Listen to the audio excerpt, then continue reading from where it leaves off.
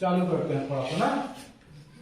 सबसे पहले sentence formation पढ़ रहे हैं हम लोग। क्या पढ़ रहे हैं? सेंटेंस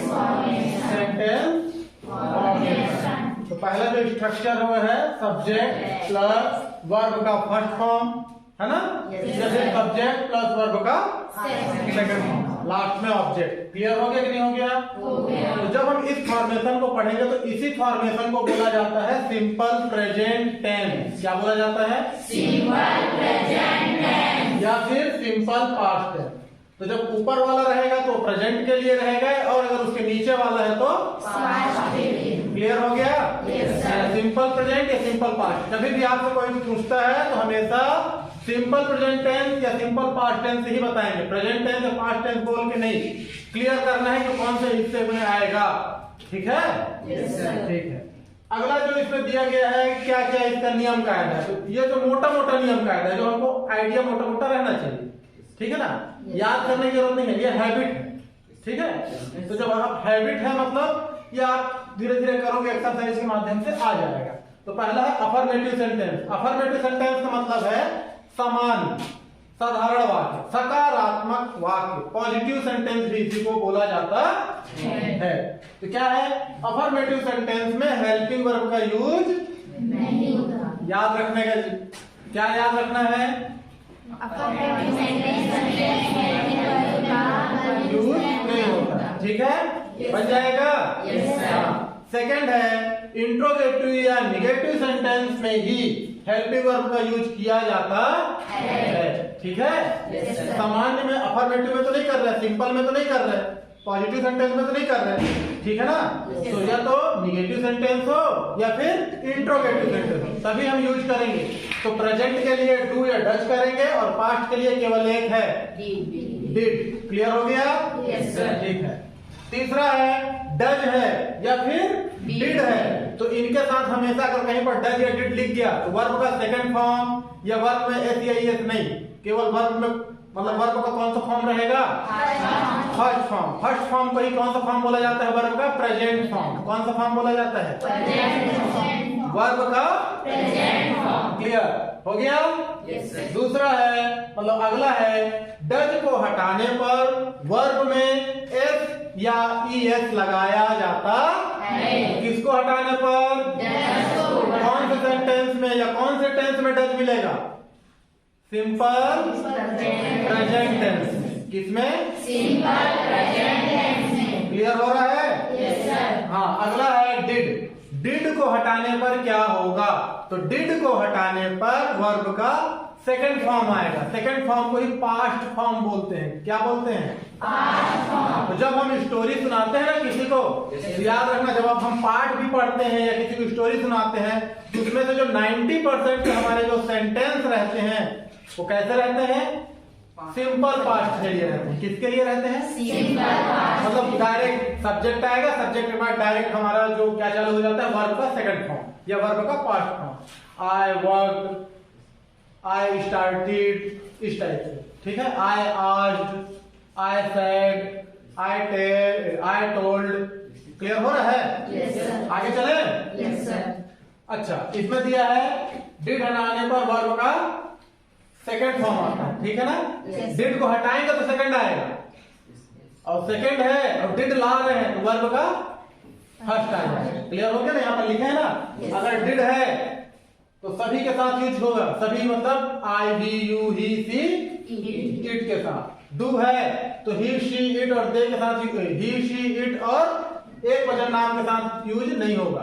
अर्थात डू जो है सभी के साथ यूज होगा कुछ कंडीशन को छोड़ के। और हमेशा याद रखिएगा स्पेशल कौन होता है?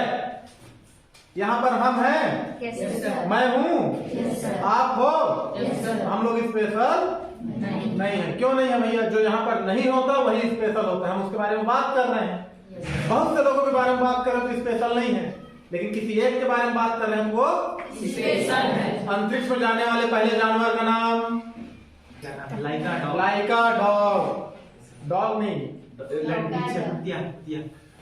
बोलने में अच्छा नहीं लगता लेकिन बीच है ना? क्लियर हुआ? अच्छा क्वेश्चन है कि नहीं है? हाँ। तो सबके समझ में आ गया कि नहीं आ गया? आया?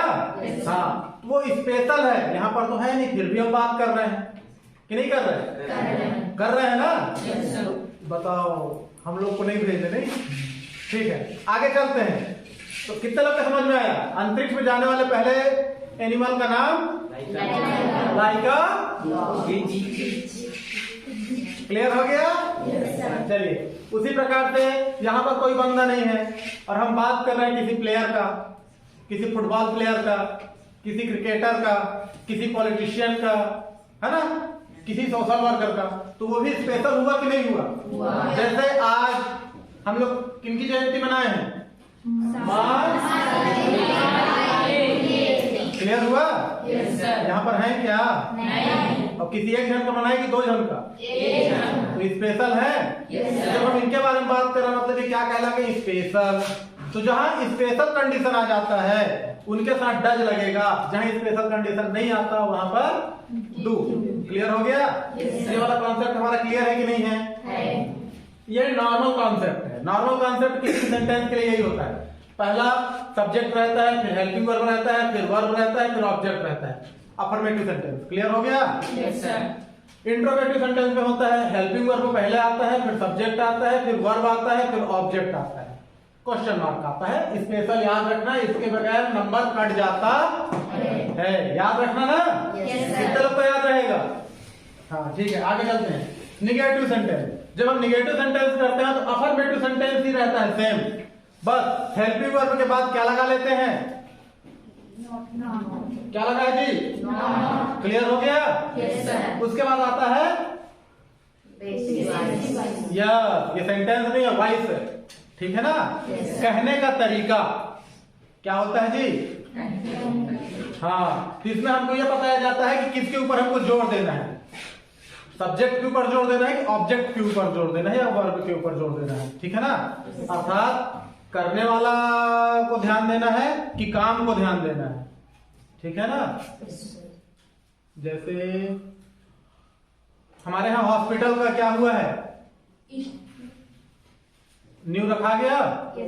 तो मुख्य बात यह है कि कौन किया, कि मुख्य बात यह है कि हॉस्पिटल का न्यू रखा गया। हॉस्पिटल का न्यू रखा गया, है ना? ये मुख्य बात है ना? करने वाला चाहे कोई भी रहे, सही बात है कि नहीं है? तो कहने के 2 तरीके होते हैं। हम किसको महत्व दे रहे हैं? ठीक है ना? मैं चोरी किया, मैं क्या किया? चोरी किया। अब मैं चोरी किया हूं और मेरे को पकड़ लिया गया, तो मुख्य बात यह है कि मेरे को कौन पकड़ा कि मैं पकड़ा गया। मुख्य बात क्या है? मैं पकड़ा गया। यही बात है ना मुख्य। चाहे कोई भी पकड़ ले, गांव वाले पकड़ ले कि पुलिस पकड़ ले, तो इसको बोला जाता है, जब पढ़ाते हैं तो कुछ लोग यह समझाते हैं तो यही बोलते हैं चोर पकड़ा गया। तो कोई नहीं बताया कौन पकड़ा है, लेकिन बात पूरा हुआ।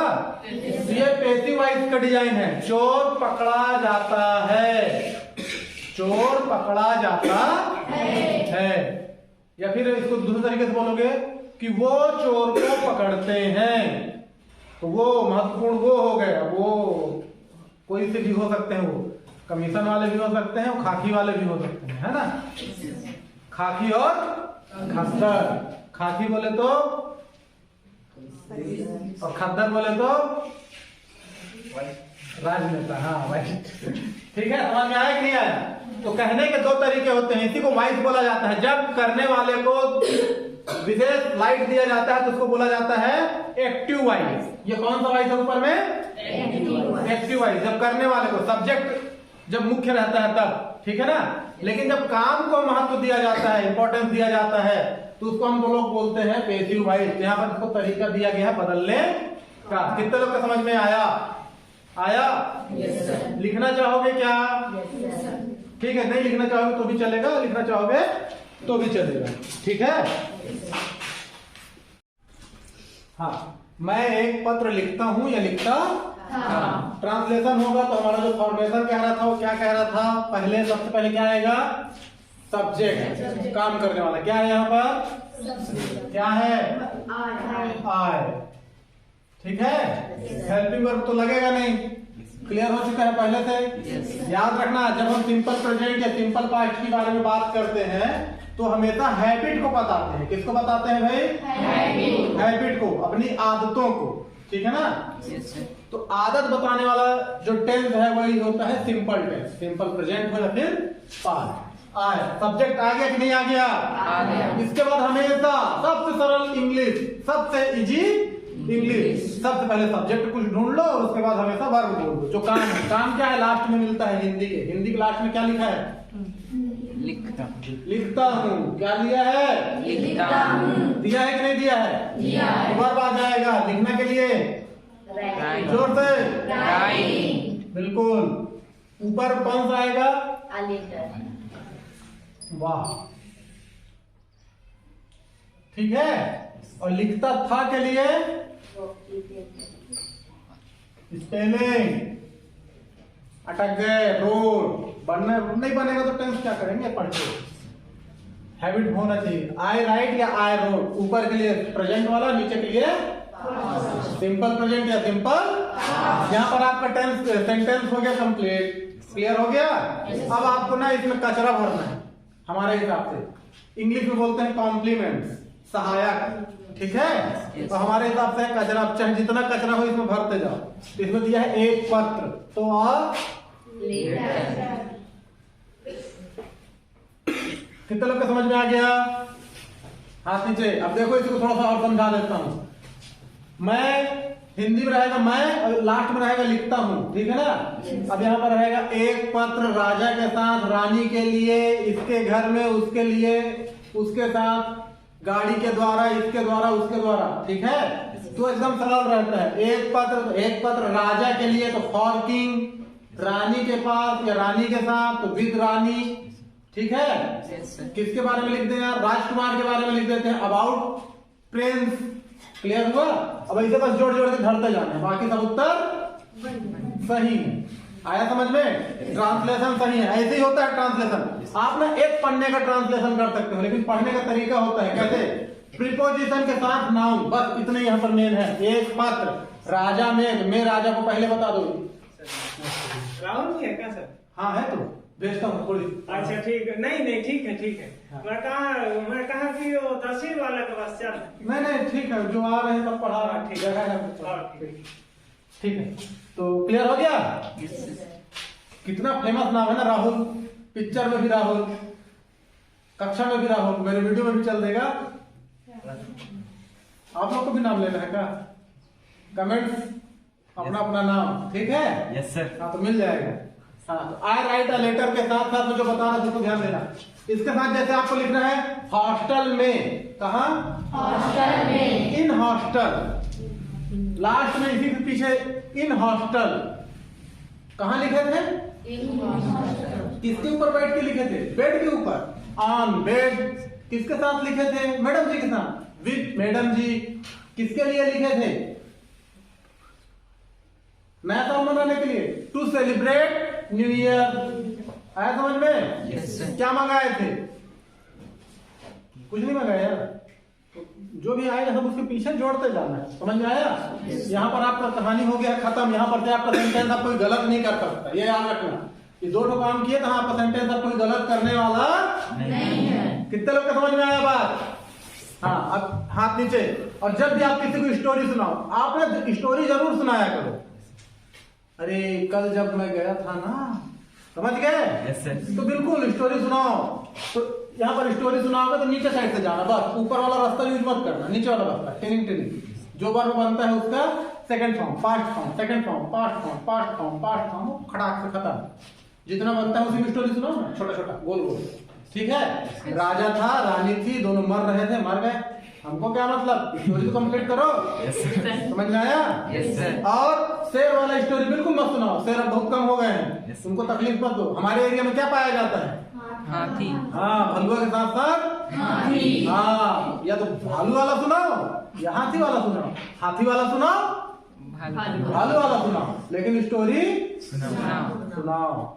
और याद रखना, अगर यहाँ पर वर्ब लगा लिए हो तो फिर आपका सेंटेंस कोई गलत नहीं कर सकता। आ गया समझ में? Yes, कोई नहीं करने वाला है, बस छोटा छोटा चीज को ध्यान रखना है। English is very simple. हाँ, आगे चलते हैं। इसका चेंज करना है interrogative. Yes. Do does did लगेगा, मालूम है? Yes, yes. चलो हम लगा लेते हैं सबको। डू डज, क्लियर हो गया कि नहीं हो गया? इसके साथ सब्जेक्ट लगाना है। सब्जेक्ट क्या है? अब याद रखना आय जो है सिंगल रहता है तो हमेशा कैपिटल में लिखा जाता है। ठीक है? कि नहीं आया समझ में? आ गया। अब आय के बाद ऊपर वाला और नीचे वाला दोनों में तो हम लोग पढ़े हैं ना, डू और डिड के साथ अगर हम यूज करते हैं तो वर्ब का कौन सा फॉर्म आता है? ये लग गया। और लास्ट वाला लास्ट के साथ टिनिंग हो गया ना। आगे निगेटिव बनाना है। हम लोग ना काटने छाटने वाला भी करें बाद में करें। देखो आय के साथ डू लगेगा, डज लगेगा? डज लगेगा क्या? खत्म। ठीक है? अब हमारे पास टेक्निक इतना अच्छा है कि हमारे पास ये उतरा है, साफ भी कर दिए हम तो। आपके पास नहीं रहेगा तो आप लोग लिख मत देना। ठीक है? कितने लोग को समझ में आ गया? बन जाएगा कि नहीं बनेगा? कितने लोग कैसे बन जाएगा? सरल है कि नहीं है? पेपर में आता है, याद रखना। इसी को इम्फेटिक सेंटेंस बोलते हैं। तो इम्फेटिक सेंटेंस होगा तो यहाँ पर डू लग जाएगा। I do right. Emphatic sentence नाम सुने हो? जोड़ देने वाला सेंटेंस। जैसे अभी बोल रहे हैं ना, मैं एक पत्र लिखता हूँ, इसको हिंदी में बोलते हैं मैं एक पत्र लिखता ही हूँ। जोड़ देना है, उसको बोलते हैं इम्फेटिक सेंटेंस। क्या बोलते हैं? EMPHATIC। ठीक है ना? तो उसके लिए यहाँ पर कुछ नहीं करना है, सबके बीच में यहाँ पर एक डू लगा देना है। ऊपर वाले के लिए डू, नीचे वाले के लिए डिड। क्लियर हुआ? नहीं पढ़ा रहा हूँ, आता है लेकिन पढ़ना चाहिए, नहीं पढ़ाऊंगा। क्लियर हो गया? क्वेश्चन मार्क नहीं लगाया आप लोग बताए तो आप लोग फेल, मैं तो पास हो गया भाई, मैं तो लगाया हूँ। समझ में आया? हाँ आगे चले। Negative sentence. Negative sentence same to same रहेगा, मालूम है? अब चूंकि डू नॉट क्लियर हो गया तो कुछ करने की जरूरत नीचे डू और ऊपर है, ऊपर डू और नीचे डिड। यहाँ पर उसके बाद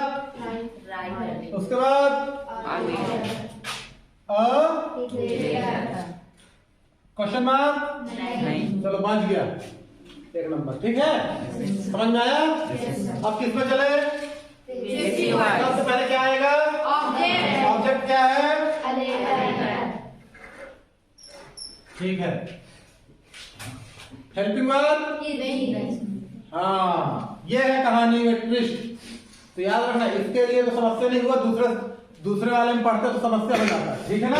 इसमें समस्या नहीं है। तो याद रखना, हेल्पिंग वर्ब जो होता है किसी के दाई दादा से कोई लेना देना नहीं है। समझ में आया? या उसका पूर्वाग्रह से ग्रसित नहीं रहना है, या उसके खानदान या वंशज को नहीं देखना है। सीधा सीधा हेल्पिंग वर्ब जो लगता है वो सामने वाले के हिसाब से लगता है। ठीक है? किसके हिसाब से लगता है? उसके सामने में जो रहता है उसके। यहाँ पर क्या है? आ लेटर का मतलब एक लेटर ना। एक का मतलब सिंगुलर। सिंगुलर के लिए हेल्पिंग वर्ब यहाँ पर क्या रहेगा? इज। ठीक है? और नीचे में क्लियर है? एक है, एक के लिए इज रहेगा या वाज रहेगा, है ना? आर या वर जो है प्लूरल के लिए, और एम जो है, एम का तो ठेका है, एम तो केवल एक जन के लिए है ना, राजा जी के लिए। कौन है राजा जी? किसके लिए लगता है am? Oh my god, am किसके लिए लगता है? भाई किसके साथ लगता है? ओह भगवान, फुल बेइज्जती है। आय के लिए लगता है, मुंह को जो डुलाते हो उसमें आवाज डाल दो थोड़ा सा, आवाज आएगा भी, डुलाने से काम नहीं चलता। ठीक है? अब वर्ब का कौन सा फॉर्म है? क्या आ जाएगा? कब आएगा? तो स्पेलिंग बताना चाहिए ना ये। ठीक है? और लास्ट में उसके बाद आय आ जाएगा। अब इतना लिख दिया तो नंबर नहीं मिलेगा। क्यों? क्योंकि वो पीछे गया है। तो आय का क्या बन जाएगा? जोर से। हाँ, इसको याद रखना पड़ेगा। तो एकदम इतना अब हलवा टाइप का नंबर नहीं मिलेगा भाई, थोड़ी बहुत मेहनत रहता है। आय का मी, यू का यू ही रहता है, शी का हर हो जाता है, वी का अस हो जाता है। ये सब पढ़े हो ना? Case, person. ओके? इस प्रकार से अपना आज का कोटा कंप्लीट। ठीक है? मैं एक पत्र लिखता हूं या लिखता था, आई राइट अ लेटर या फिर आई रोट अ लेटर। जब इंट्रोगेटिव बनाएंगे तो डू या डज लगना था, डू लग गया आए के चक्कर में। Do I write a letter, क्या आप लिख रहे हो भैया? बता दो। हाँ। Did I write a letter, मैंने लिख रहा था, बता दो। I do not write a letter, I did not write a letter. A letter is written by me, एक पत्र मेरे द्वारा लिखा गया, एक पत्र मेरे द्वारा लिखा गया जाता था, एक पत्र मेरे द्वारा लिखा जाता है। कैसे पत्र लिख डाले? दो ठो लिखे ना, एक पत्र लिखा जाता था, मेरे द्वारा पत्र लिखा जाता था, रोज लिख रहा था पहले, और मेरे द्वारा पत्र लिखा जाता अभी भी लिख रहा हूँ, तो दो ही तो बस लिखा हूँ। हाँ, गिनती नहीं है, हैबिट है, हैबिट जो रोज करते हैं उसको लिखते हैं। क्लियर हो गया? Yes sir. बन जाएगा? Yes sir. जय हिंद।